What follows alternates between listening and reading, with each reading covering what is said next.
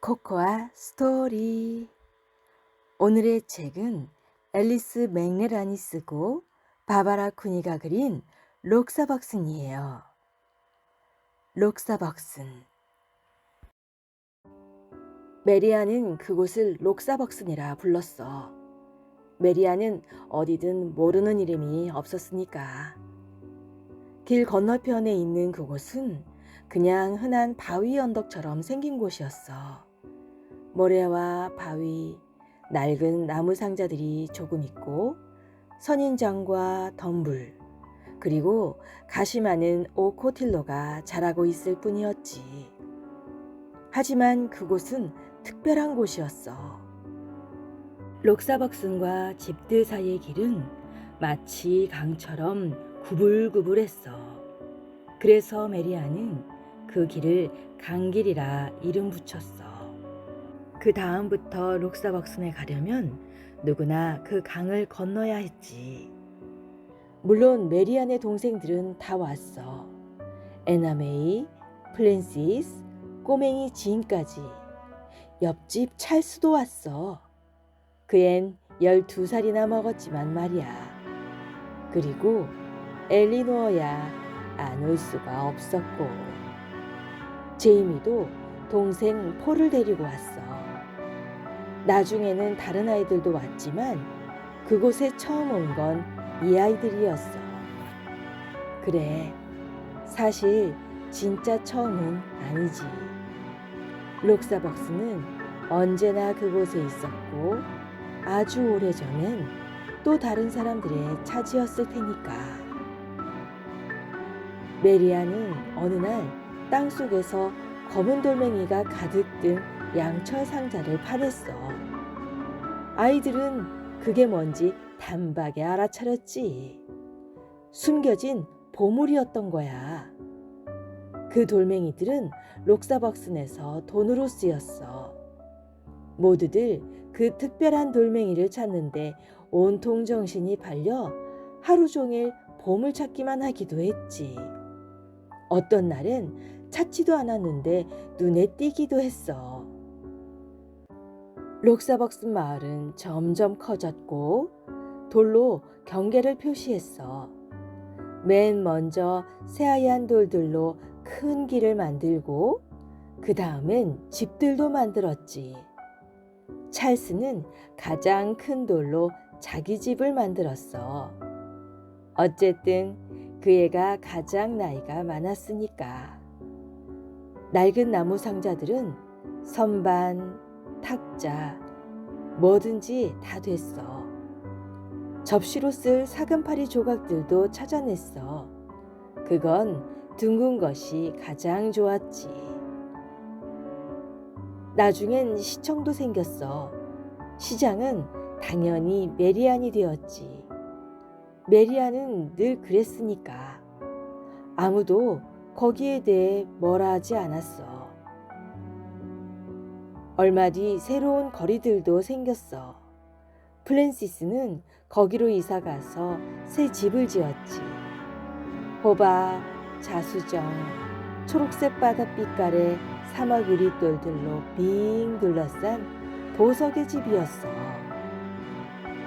아이들은 모두 돈이 많았기 때문에 가게도 많았어. 꼬맹이 지는 빵집에서 에나메이를 도왔지. 아이스크림 파는 데도 두 군데나 있었는데 폴과 엘리노어네 아이스크림 가운데 누구네가 더 맛있었더라? 아이들은 양쪽 아이스크림을 맛보며 비교해보곤 했어. 록사벅슨에서는 먹고 싶은 아이스크림은 뭐든 사 먹을 수 있었지. 아이들은 모두 자동차를 갖고 있었어. 핸들로 쓸 둥그런 것만 있으면 됐으니까. 물론 속도 위반을 하면 감옥에 가야 했지. 감옥 바닥에는 선인장을 놓아 따끔하게 만들었고 경찰은 제이미가 맡았어. 에나메이, 그 부끄럼쟁이 꼬마가 늘 속도 위반을 했는데 꼭 감옥에 가고 싶어 그러는 것 같았다니까. 하지만 말을 타면 바람처럼 빠르게 달릴 수 있었어. 말 타기에는 속도 제한이 없고 꼭 길로 다닐 필요도 없었거든. 그저 긴 막대기 하나와 고삐로 쓸 끈 같은 것만 있으면 따가닥 따가닥 어디든 신나게 말을 달릴 수 있었지. 가끔은 전쟁이 벌어지기도 했어. 한 번은 남자아이들과 여자아이들 사이에 큰 전쟁이 벌어졌지.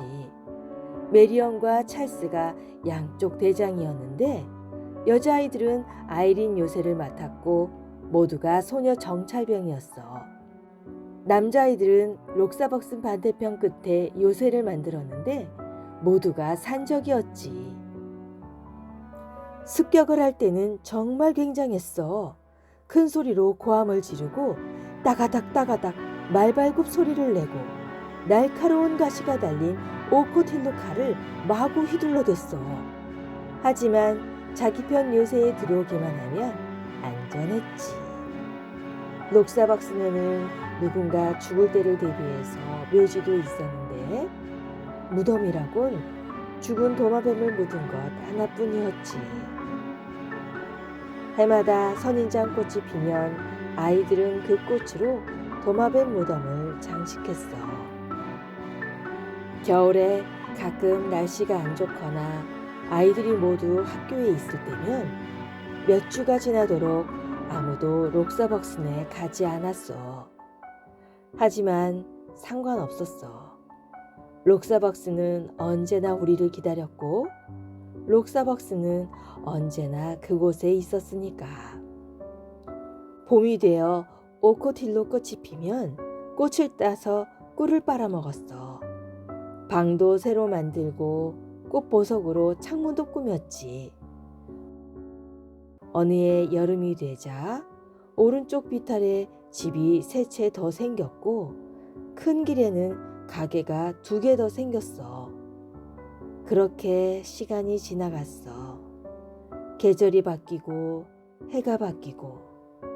하지만 록사벅스는 언제나 거기에 있었어.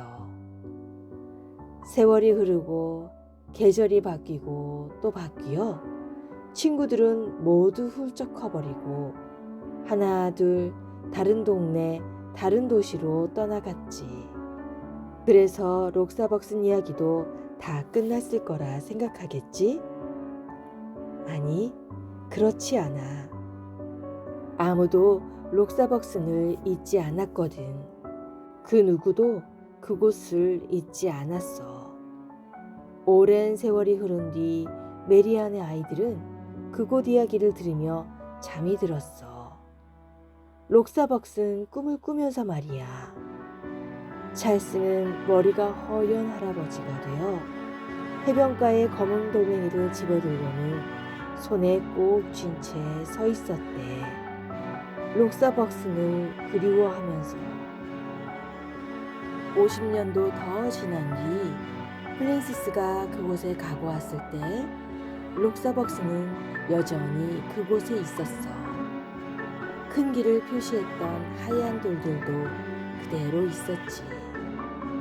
프랜시스가 집을 지었던 자리에는 호박과 자수정과 초록색 바닷빛깔을 내며 사막 유리돌들이 여전히 반짝이고 있었어.